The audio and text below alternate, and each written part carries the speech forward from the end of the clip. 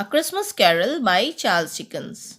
Children, as you know that this is play and see play is written like this and all the characters are given at the beginning of the play. You can see there are four scenes. Scene 1, scene 2, scene 3 and scene 4. See character 1 and after that colon is written, that means this sentence is said by this character like this. Ebenezer Scrooge is an unfriendly miser who runs a counting house. He is a man to whom money is more important than people, and at the time of Christmas also he is unhappy and he is all alone. He does not want to share the joy of Christmas with anyone. Then what happens? The spirit of his dead friend Jacob Marley visits him and he tells that three ghosts will visit him at exactly 1 o'clock. Scene 3. Soon the third ghost appears wearing a long robe with a hood. Now what happens? Third ghost appears wearing a long dress with a hood. Hood means a covering for head. You must be the host of Christmas yet to come. The ghost does not answer. That's right, isn't it? Please speak to me. You're going to show me that I've changed, aren't you? Scrooge tells Ghost of Christmas yet to come that you are Ghost of Christmas yet to come. Please speak to me. And if you are going to show me that I've changed. Narrator 2. The ghost points a finger at something without saying anything.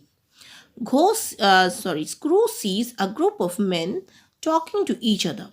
He recognizes that they are people he has worked with before. Scrooge and the ghost listen to their conversation. But the ghost points his finger at something without saying anything. He didn't speak, but shows Scrooge something else. What did he show?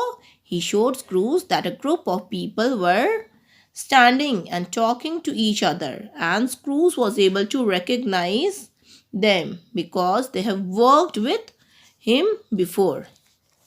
Narrator 1. Scrooge hears them talking about someone who is dead. He notices that the men are not sorry for the dead man. Scrooge also came to know from their conversation that they were talking about the person who was dead. And he also notices that they are not sorry for the dead man. Means they are not unhappy for the dead man. Narrator 2. It slowly dawns on him that the dead man is himself and that no one really misses him. Dawns on him means slowly it becomes clear to Scrooge that the dead man was he himself and no one was unhappy and nobody is missing him. Scrooge to the ghost. Was I the dead man? Here he speaks to Ghost of Christmas yet to come that was I the dead man? The ghost remains silent. I understand that if I am not good to people, I'll die alone and unhappy. So if I change, the end too must change. Scrooge also understands that if he will not good and kind to people, he has to die all alone and unhappy. And if he change, the end can also change. Please say it so, he pleads to the ghost.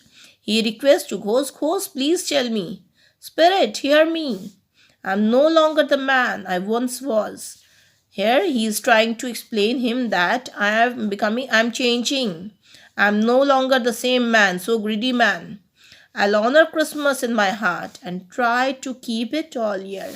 He also says that he will respect Christmas and he will be kind and generous to people all throughout the year. He is not the same that greedy man. The spirits of past and the present and the future will live in me, and I shall not forget their lessons. Please give me hope. And he also says that he will also not forget their lessons. Narrator 1. The ghost slowly vanishes, leaving Scrooge begging on his knees. Narrator 2. Just then, ghost hears outside his window. He looks out and shout to a passerby. Now what happens? As he heard some noise outside his window, Scrooge asks passerby what day it is. What day it is, young man? See, what day it is, young man? He was not knowing that it is still Christmas. Christmas is not over. Why, passerby, why? It's Christmas, of course, sir. So passerby tells Scrooge that, sir, it is Christmas. Scrooge is both surprised and happy. He dances around in joy. Scrooge is very surprised and very happy also that Christmas is not over, and he dances with happiness. Scrooge, Christmas, Christmas, it's still Christmas. I'm saved. I've been given another chance. So he's very happy that he's saved and he is given another chance. He looks at the picture of Marley. Thank you, Jacob. He looks up towards the heaven. He thanked Jacob and he also looked towards the heavens to thank God. Thank you, spirits. Thank you, Lord. Thank you for the time.